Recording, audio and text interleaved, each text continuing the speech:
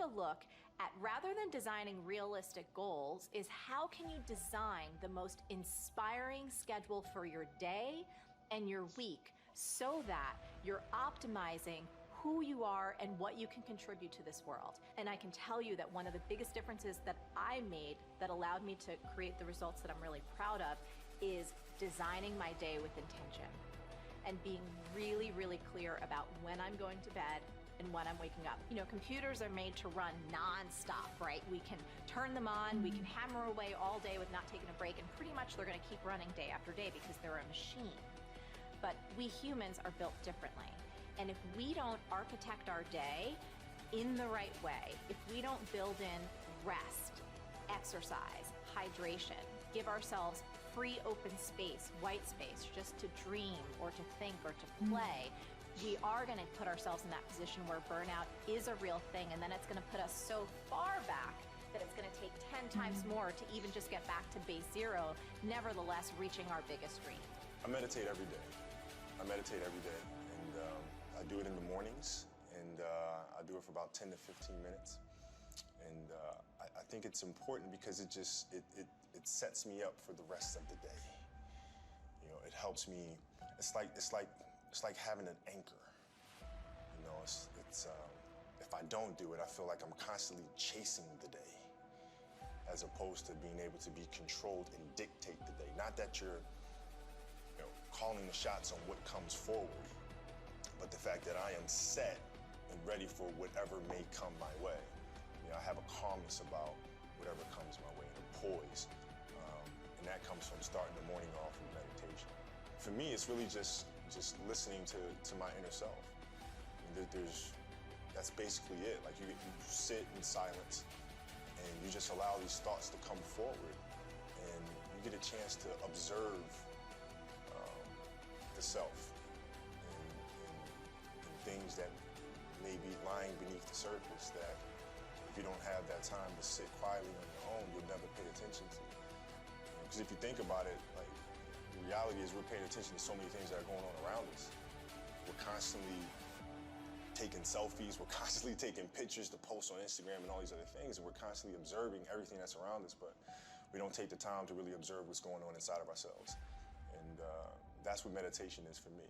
The truth is that we can all, at any stage in our life, create a life of no regrets. There's no limits, there's no impossibilities, there's no stopping point. There's not a point where from that point onwards, you don't have a chance. You always, always, always have a chance. Regret has some really important roles.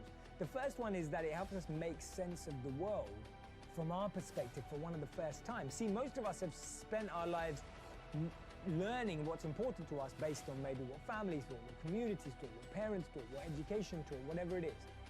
When you start regretting something, when you think you did something wrong, when you start thinking that I could have done something differently, you're making sense of the world from your perspective. It's crazy how powerful this is, right? You're starting to make sense of the world from your perspective. The second thing is, it allows you to avoid future negative behavior. Challenges are what really grow us. You know, your life is a great story. You know, every person's life is a story. The question is, some people's story is a warning, some people's story is an example. Right now, you're an example that's growing and expanding, and you have a chance to have this be the most incredible life, but it won't be a life without challenge. And the challenges we're facing right now give you an opportunity to grow like very few generations. You know, I'm sure you've heard of the Great Generation, the World War II generation.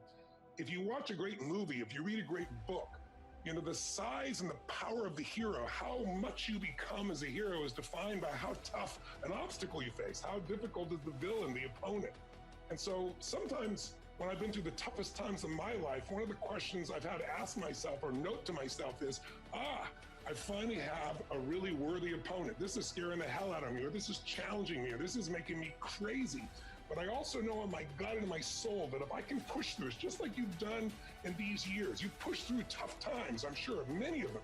But as you push through those, you become more. And as you become more, something magical happens. You don't just grow, you expand in your spirit and your soul and your capacity and your skill. And all of a sudden, fear becomes less and less a part of you.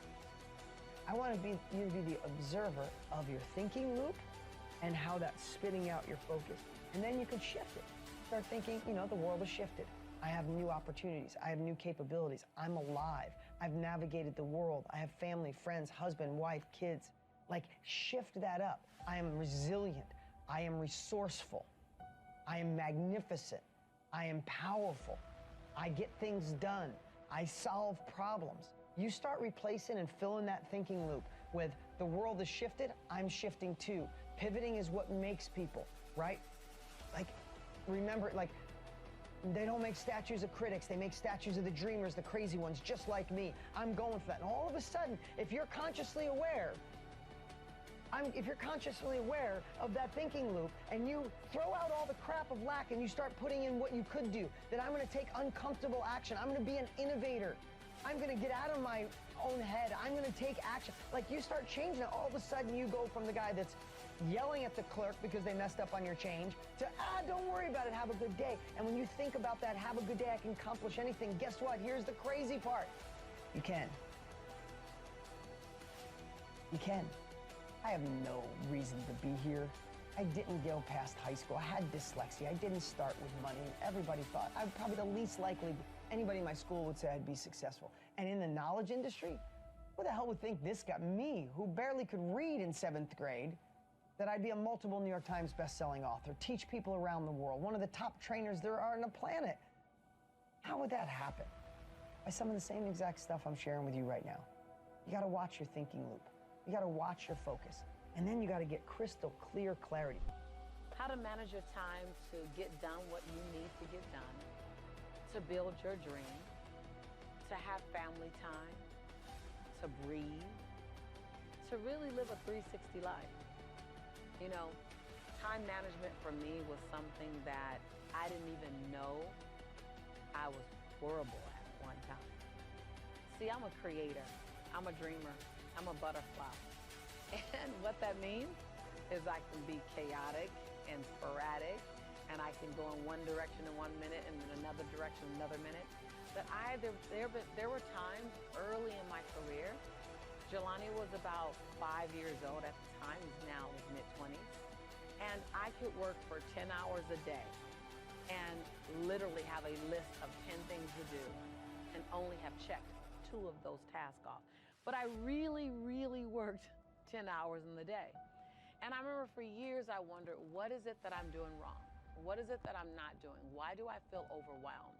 Why do I constantly feel as if I don't have enough time? Do you know that it takes literally as much energy to remain in overwhelm as it does to get organized and manage your time? I know that sounds crazy. I didn't believe it when I first heard it, but actually overwhelm is an unconscious, say unconscious, overwhelm is an unconscious strategy. Say unconscious strategy, yes, I know. It stings. It's not nice to hear. I didn't want to hear it. I resisted it when I first heard it. And yet the truth is that it actually does take as much energy to keep making up the plan versus making a plan and staying in it. Now, my belief system around time management was that time management was going to restrict my creativity. Time management was going to make me feel as if I'm boxed in, I'm blocked in, I'm limited. Time management was going to take away my freedom. Man, I had a long list of the things that I considered time management to do and how many ways it would damage who I am. And the truth is, it took me a while. It really took me a while to really become committed to time management. But what got me committed to time management was I knew that I was operating at 60% of my possibility, 60% of my potential. And I wanted to use every tool I had to find my 100.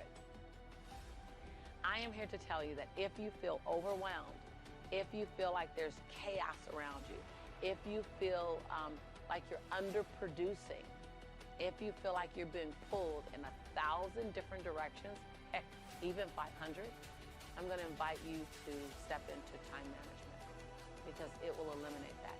Time management, the proper time management gives you grace and ease, gives you time. It allows you to get more, yes, I said more done in a day and have greater peace of mind while you're doing it.